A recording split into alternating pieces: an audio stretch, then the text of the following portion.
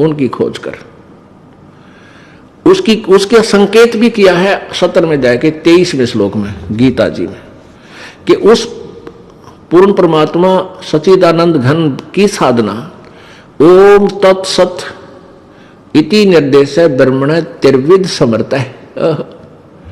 उस पूर्ण परमात्मा सच्चिदानंद घन की साधना का ओम तत्सत ये कंप्लीट मंत्र है उस पूर्ण परमात्मा की, और वो 3 प्रकार से ही पूजा, तीन मंत्र का जाप है और 3 प्रकार से ही उसकी विधि है श्रवण करने की। तो वो गीता ज्ञानदाता ने को नहीं पता, क्योंकि तत् और सत ये गुप्त मंत्र है। तत् ये परब्रह्म का अक्षर पुरुष का जाप है, और मंत्र है वो ये दास बताएगा। और ये तत् मंत्र यानी वो सांकेतिक मंत्र और ओम मंत्र, ये 2 अक्षर का मिलकर, दोनों अक्षर मिलकर के ये एक सतनाम बन जाता है। इनकी 2 विधि से सिमरन का तरीका है। और तीसरा जो सत है वो सार नाम होता है, वो परम अक्षर ब्रह्म का मंत्र है।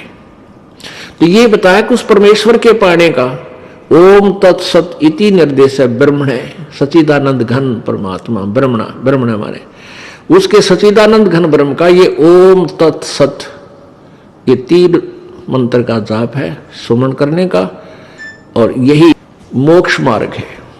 तो पुण्यात्मा जो प्रसंग यहां से शुरू हुआ था कि हम जो साधना कर रहे हैं,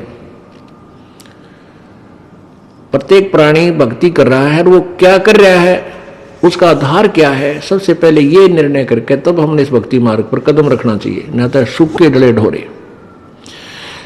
तो जिन संतों को हम संत समझते थे वो संत नहीं थे, जिन विद्वानों को हम विद्वान समझते थे विद्वान नहीं थे, क्योंकि वेदों और गीता और पुराणों को वो समझ नहीं सके। उनके विषय में बताया है मोती मुक्ता दर्शत नाही, ये जग है सब अंदरे, दिखत के तो नैन चश्म इनका फिरा मोतिया बिंदरे। ये संत और भगत विशेष वेशभूषा बनकर, कोई लाल कपड़े पहनकर, कोई दाढ़ी मूछ रखा के, कोई गोटम गोट मुंड मुंडा के, ये दिखत विद्वान और संस्कृत बोलने धारावाहिक, तो ये ऐसे दिखाई देते हैं जैसे बड़े विद्वान हो, पर इनको कह का भी पता नहीं भक्ति मार्ग का। तो उसके विषय बताया है कि मोती मुक्ता दर्शत नाई, मुक्ति रूपी मोती यानी भक्ति का यथार्थ मोक्ष, पूर्ण मोक्ष मार्ग का यथार्थ भक्ति मार्ग सदग्रंथों में वर्णित है। इनका समझ में नहीं आया, इनको दिखता नहीं, तो ये आंख नहीं है, ये विद्वान नहीं है, इनका मोतियाबिंद हो चुका है। जिसको मोतियाबिंद हो जाता है वो आंखें स्वस्थ नजर आती हैं, पर उसको दिखता कति नहीं। तो ये विद्वान लगे थे, लेकिन इनके अज्ञान का मोतियाबिंद हो रहा था, कुछ नहीं दिखाई देता। मोती मुक्ता दर्शत नाही, ये जग है सब अंदरे, दिखत के तो नैन चश्म इनका फिरा मोतिया बिंदरे। ये संसार समझदा नाही, कहंदा श्याम दोपहरे नू, गरीबदास ये वक्त जात है रोगे इस पैरे नू।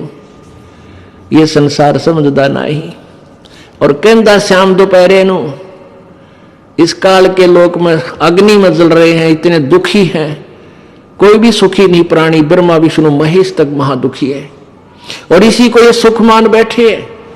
कहते हैं ये संसार समझदा नाई, कहंदा श्याम दोपहरे नु।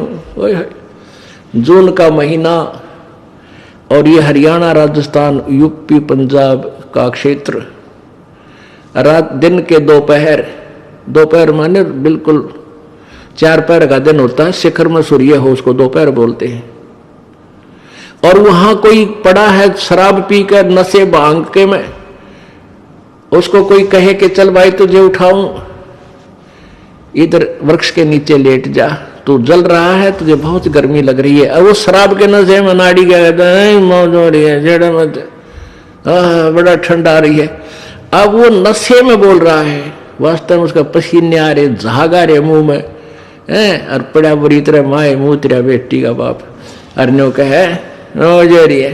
तो सबकी बिरान माटी इस काल लोक में 21 ब्रह्मांड में आग लगी है, और कीर्तनबाजी सब बैठ गई है, भगवान कह रहे।